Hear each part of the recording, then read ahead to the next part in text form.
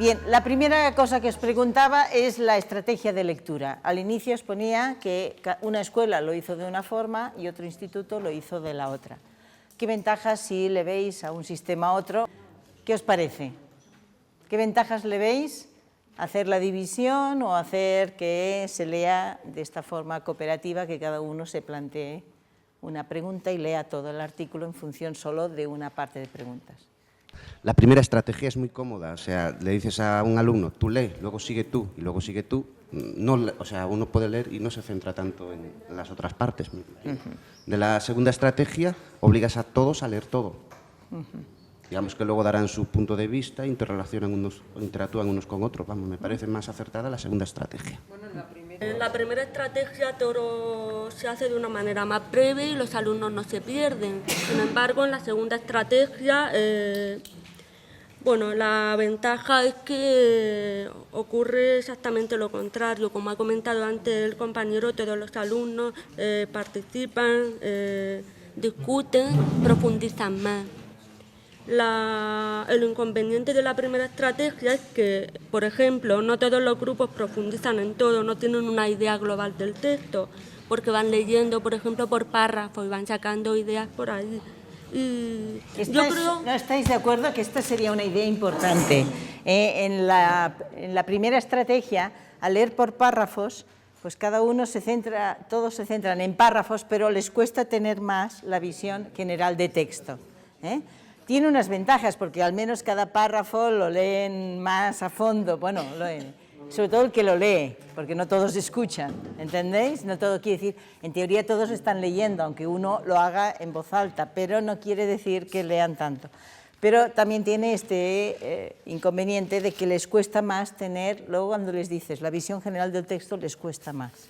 También es cierto, como decíamos, que la primera estrategia la escogió el centro que tenía más inmigrantes, porque para la profesora le era más fácil, dado que a los alumnos les costaba más leer y que entendieran, sacaran las ideas, etc. Bien, la segunda pregunta que os planteaba era ¿por qué creéis que se plantearon estas preguntas? Y muy relacionada con esta, pues muchos profesores cuando las leen me dicen esto, ¿por qué las planteas en la clase de ciencias? ¿Cuál es el problema? Que el autor de este artículo, todo el mundo está de acuerdo, estaréis de acuerdo, que nadie duda. Esta es ¿quién es el problema? ¿Cuál es la idea del artículo? Etcétera. Todo el mundo está de acuerdo que es una buena pregunta, ¿no? ¿Estaríais de acuerdo? Por ejemplo, con el tema de que se plantearan si el señor era científico, si sabía de ciencias, si creen que está interesado, etc. ¿Qué os parece que piensan los alumnos? Los alumnos piensan que sí. O sea, ellos, el principio de que si alguien escribe a alguien así en un periódico que todo el mundo lee, es que se le ha currado mucho, que le interesa mucho saber todos los ácidos, etc. O sea, les cuesta mucho imaginarse que lo puede haber escrito una persona que seguramente esto ha copiado 4 cosas de algún sitio sin profundizar. Por tanto, esto es interesante que se lo vayan planteando. Y esto os aseguro que lo descubren bastante al final. O sea, que en ese momento, cuando han leído esto, no se dan cuenta ni mucho menos de esto. El tema de los grafiteros. Vosotros diríais, ¿vale la pena trabajarlo? O sea, ya que se lee este artículo que va de este tema, ¿plantearíais un poco de debate sobre el tema o diríais mejor esto que lo hagan en tutoría?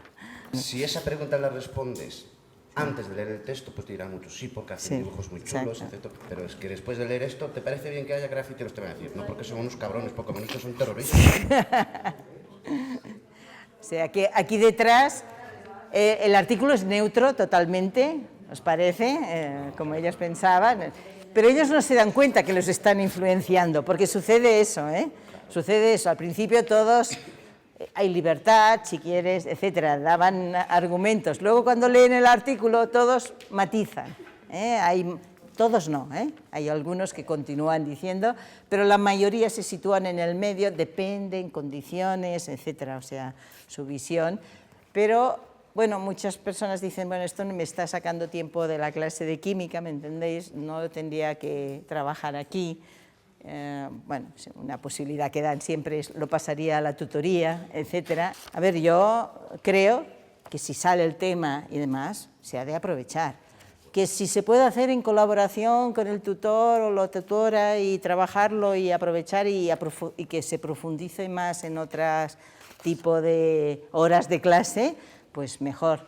Pero si no se hace, yo creo que no podemos obviarlo. O sea que al final, si aprenden es para tomar posiciones, para argumentarlas, para saber cómo actuar, etc. Y por tanto, esta es la finalidad principal de un trabajo en una enseñanza básica. ¿Que tiene sentido en clase de ciencias? Sin la más mínima duda. Si lo que pretendemos es una enseñanza en donde ese conocimiento científico se aplique a distintos contextos, este es un ejercicio que le ayuda. Exacto, o sea, estaríais de acuerdo con eso. O sea, lo que no le dedicaría es 2 días a trabajar eso, ¿eh? ¿Estáis de acuerdo? Esto es una primera parte para discutir más, tener argumentos de la última. ¿La última os parece indicada? ¿Crees que se podrían borrar las pintadas con todo lo que dice el autor, que se manifiesta muy claramente? Yo creo que esa sería una pregunta de investigación para los alumnos. Exacto, sí, y ahí está lo interesante. Esto abre el camino para la segunda parte de la actividad, ¿estáis de acuerdo? O sea, que esta pregunta lo que te hace es que ya orienta sobre qué vamos a profundizar. Nuestro trabajo será profundizar en el problema y a ver si hay soluciones, si no hay soluciones, por qué si hay soluciones o por qué no hay soluciones. Y ver si el problema está bien planteado o no, tal como lo hace el señor. Muy rápidamente, algunos resultados.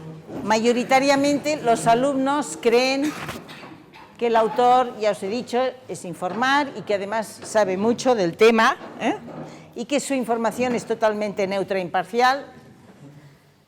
También tuvieron dificultades para identificar en el texto los datos que eran relevantes para la interpretación y las pruebas que aportaba. O sea, de lo que decía, ¿da pruebas o es solo una opinión sobre lo que pasa? ¿Está fundamentado científicamente lo que dice o lo dice de una forma que tú puedes pensar que lo dice bien o no, o lo dice a nivel de opinión? Tal como manifiesta todos los resultados, si os fijáis, parece que está fundamentado científicamente, Luego veremos las dificultades que tiene. Y todos creen que saben mucho de ciencias y que no ponen en duda.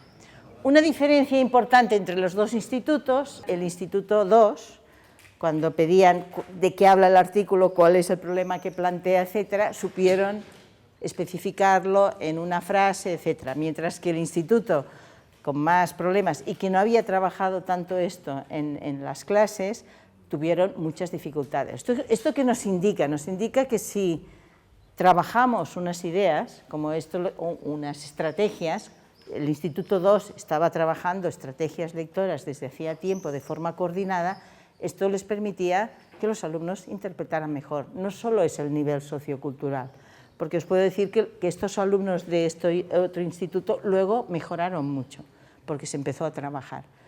O sea que hemos de confiar un poco en que si lo trabajamos al final salen resultados.